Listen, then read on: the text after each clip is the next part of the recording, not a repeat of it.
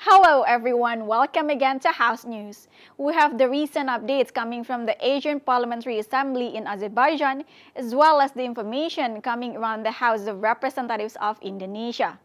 And now let's start the program with the headlines for today. Simultaneous general elections are imposing a heavy workload on poll officers, as they are responsible for managing polling stations throughout the election day and manually counting physical ballots. The House actively engaged in the 14 plenary sessions of the Asian Parliamentary Assembly and its associated meetings in Baku, Azerbaijan. Chairpersons of the Inter-Parliamentary Cooperation Committee invited the parliaments of the Asian countries to promote peace and unite in rejecting and resisting the Israeli occupation. To combat human trafficking, the House urges the government to increase socializations on legal regulations and promote awareness for Indonesian migrant workers. The Gelora Bung Karno Main Stadium has become the first sports facility in Indonesia to use 100% renewable energy. Over 100 elections officers died from exhaustion since the election held last February. Commission 2 of the House demands a review on the election schedule to prevent excessive workload for polling workers. Based on the latest data, 94 polling officers have died and over 13,000 others have been sick and are receiving treatment. The highest number comes from the age group of 21 to 30 years. In response to this issue, member of Commission 2 of the House, Aminur Rahman, suspected the deaths of election officers were due to excessive workload during the voting and vote counting process.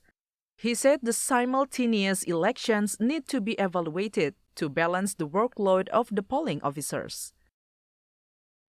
Itu yang dirawat itu 3.871 orang. 41 sampai 50, 3.000 sekian orang. Artinya usia-usia muda pun juga tidak menjamin dia memiliki daya tahan dalam menjalankan tugas ini. Faktanya dia sampai dirawat. Ya alhamdulillah masih bisa ditangani oleh tugas kesehatan.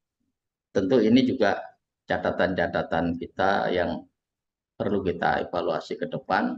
Keserentakan pemilu ini juga menjadi problem tersendiri ketika beban kerja bagi penyelenggara yang tidak sebanding dengan kapasitasnya.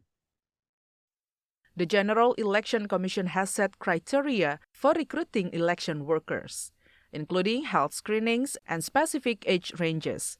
However, these screenings do not assess mental health conditions and work experience. As a result, some officers are unprepared for the workload.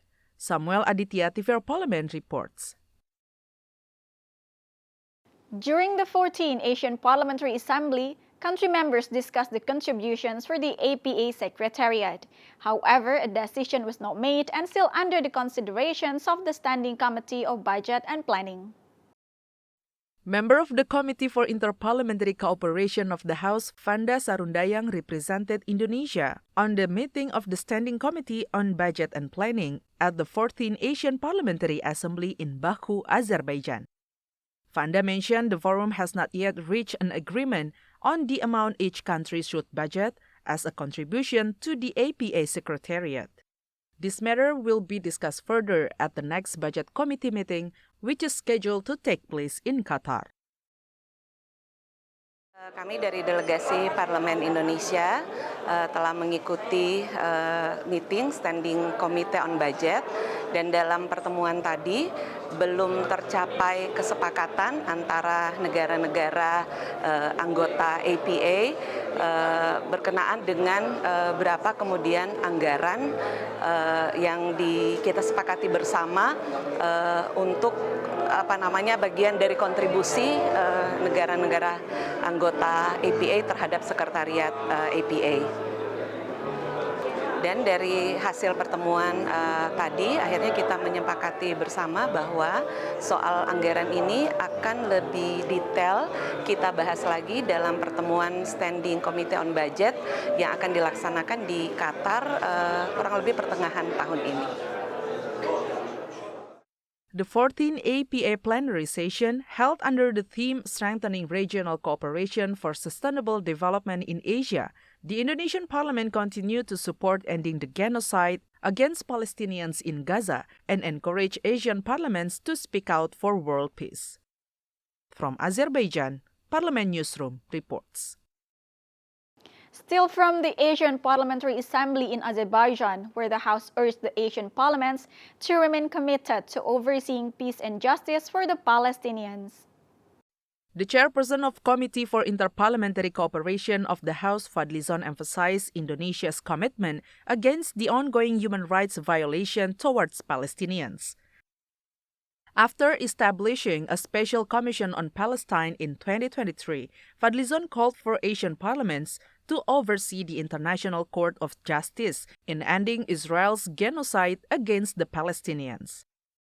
Menekankan kembali pentingnya isu Palestina ini dengan sudah terbentuknya Komisi Palestina dan kita membentuk sebuah misi khusus atau special mission untuk ke Rafah dalam rangka untuk memonitor situasi kemanusiaan yang terjadi di sana. Ini adalah bagian dari diplomasi parlemen atau parliamentary diplomacy. Meanwhile, the Vice Chairperson of Committee for Interparliamentary Cooperation of the House, Putu Supatmarudana, condemned Israel's invasion of Palestine, causing casualties and destroying cultural and religious sites. Israel melakukan penyerangan yang begitu membombardir Palestina, juga merusak situs-situs budaya, warisan budaya. Nah, tentu ini harus menjadi perhatian penting agar ke depan situs-situs budaya, warisan luhur budaya, baik itu tempat suci, kalau di situ kemudian masjid, gereja, itu dibombardir. Nah, tentu kita ingin mengawal dalam isu-isu standing committee dalam bidang sosial dan juga cultural ini. TVR Parliament Team reports. We will hear more on the House plan to address the issue of the rice price during Ramadan and Eid al-Fitr. Stay tuned to House News.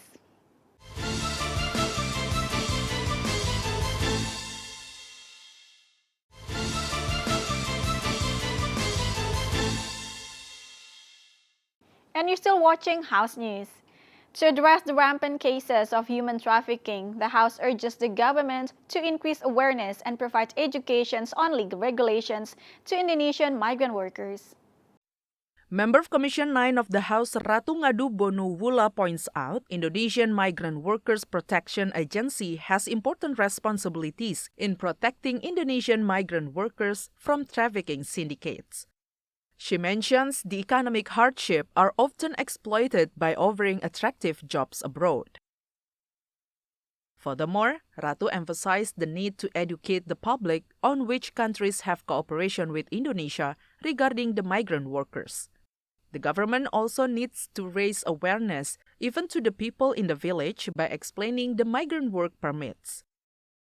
Sosialisasi program-program yang dilakukan oleh pemerintah dalam proses perizinan, perizinan. Ini ada sebenarnya, ya, sudah diatur dalam Undang-Undang Nomor 18 Tahun 2017, ya, seperti apa kontribusi negara. Contohnya mempersiapkan mereka sebelum berangkat. Jadi mereka bukan berangkat saja sebagai tenaga kerja, tapi tenaga kerja profesional yang memiliki keahlian. Sehingga mereka juga punya salary yang bagus, tapi sayangnya kan mereka nggak pernah berpikir ke sana, ya.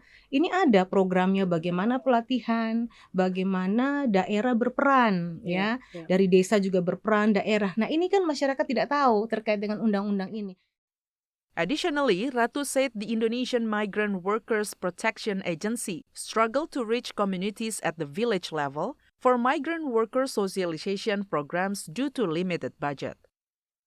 The allocated budget is not proportionate to supervise all migrant workers effectively. Fitian Aunila, TVR Parlemen reports. Indonesian lawmakers have passed a draft law on maternal and child welfare, showing their commitment to supporting women and children. This is an important step to achieve Golden Generations 2045. Vice Chairperson of Commission 8 of the House, Diah Pitaloka, mentioned the Maternal and Child Welfare Bill will focus on the growth and development of children, along with the parent readiness in nurturing their children. This attention will begin from before marriage, after marriage, pregnancy, and afterbirth period. The bill also includes certain measures to minimize maternal mortality rates. In addition, Diah Pitaloka emphasized the role of parents in nurturing the children is one of the factors in preventing stunting in Indonesia. Tidak hanya fisik, tapi juga menyangkut kesehatan mental, ya kan? Nah ini yang perlu juga untuk diperhatikan. Angka kematian ibu yang cukup tinggi di Indonesia, dan juga kita punya semangat untuk meningkatkan kualitas hidup manusia Indonesia, kualitas anak Indonesia gitu. Jadi generasi yang kualitasnya baik gitu ya, tentu tidak hanya secara ya fisik itu juga perlu gitu ya, dan juga di luar fisik gitu, misalnya pendidikan dan lain-lain. Jadi ketika ada persoalan gizi itu kan dampaknya akan jadi sangat luas terhadap bidang lainnya. Nah ini kemudian di undang-undang ini dilihatlah gitu ya, bagaimana kita ingin pemerintah bisa memperkuat pelayanannya. The Maternal and Child Welfare Bill is used as a reference for the government in strengthening services and supervision of maternal and child welfare programs. Halim Amrullah, TVR Parlemen reports. Before the start of Ramadan, the rice price has been steadily increasing. Commission 4 of the House has urged the government to stabilize prices by purchasing the farmers' harvest. Member of Commission 4 of the House, Daniel Johan, said the current price increase is due to high demand compared to the available rice stock. He urged the government to provide more agricultural land, increase subsidized fertilizer distribution, and buy all farmers' harvests to reduce Indonesia's dependence on imports. Support pemerintah terhadap petani, baik subsidi pupuk, baik anggaran untuk pertanian itu jangan terus-terus berkurang. Hingga sekarang lebih dari 25 triliun berkurang per tahun, justru harus diperkuat sehingga akan membantu napas petani dan harga jual lebih bisa terkendali. Ya, kita minta Bulog segera menyerap semua hasil panen gabah petani dan segera membanjiri pasar dengan beras-beras hasil panen dari para petani kita se-Indonesia. Karena secara data kita masih surplus jauh kok ya, masih sangat mencukupi, sehingga kita mewanti-wanti ini jangan dijadikan kondisi untuk melakukan kebijakan impor. Furthermore, Daniel mentioned increasing rice imports is not a solution to address the scarcity and price hikes. Instead, the government should focus on improving domestic production capacity to produce rice.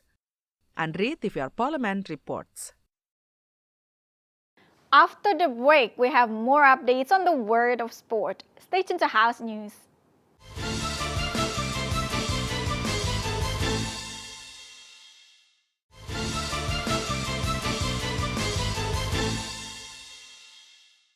The Gelora Bung Karno area became the first sports venue and green open space in Indonesia to use 100% renewable energy provided by the state-owned electricity company.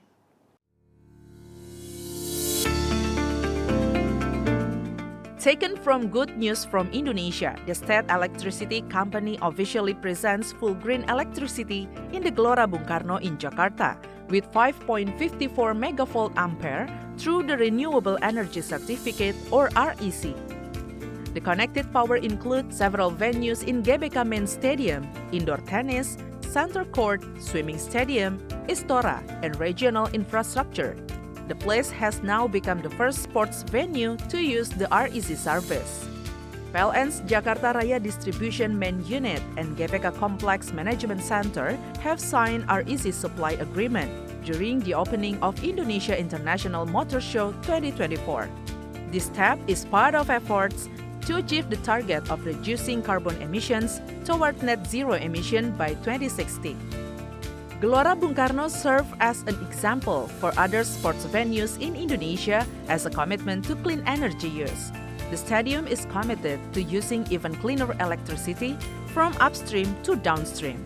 This vision is in line with the government's program to reduce emissions. Indonesia is again trusted to hold the F1 Powerboat International race on March 2024.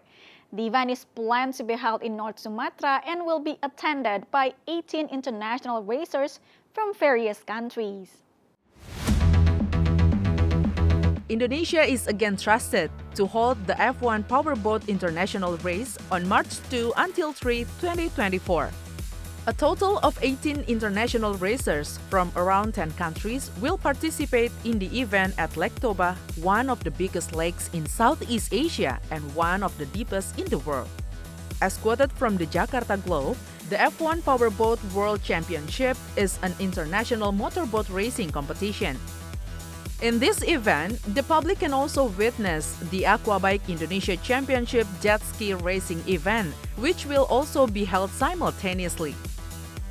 F1 Powerboat will present international water sport competition against the backdrop of the beautiful Lake Toba.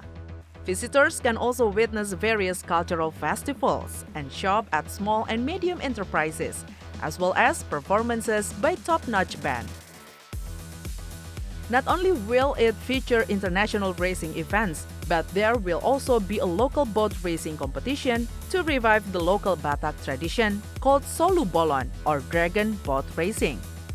Indonesia aims to increase domestic trips by more than 1 billion visits to 5 billion in 2024, with tourism revenue reaching 3 and 500 trillion rupiah through various international events.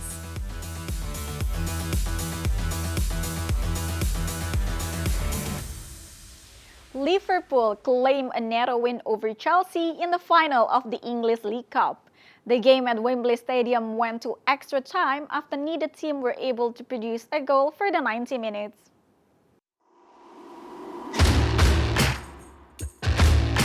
Liverpool were crowned the 2024 Carabao Cup winners after the captain scored a dramatic goal in extra time at Wembley to run out 1-0 victory over Chelsea.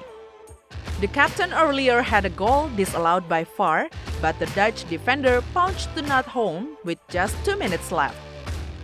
Liverpool entered the final with 10 first-team players missing through injury. Their places were filled instead by academy players who showed their strength on the pitch. The Reds, who have won the competition more than any other team, lifted the trophy for a record 10 times. This is the first trophy following the announcement that the coach Jurgen Klopp would be leaving Anfield at the end of the season. It was another bitter experience for Chelsea, who lost the 2022 League Cup and FA Cup finals against Liverpool. It was Chelsea who dominated the opening match.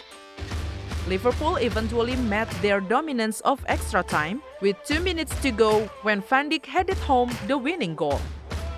Liverpool earned £100,000 in prize money, with losers Chelsea taking home £50,000. Founded in 1960, the competition has become a point of the domestic football calendar, even though there have been calls for Premier League's team not to take part. Premier League clubs have dominated the competition in recent seasons, specifically the members of so-called Big Six, Liverpool, Manchester United, Manchester City, and Chelsea have combined to win 20 of the past 24 Carabao Cup finals. And that's House News for today. Thank you for watching. I'm Reni Menario and all the crew. We'll see you again next time.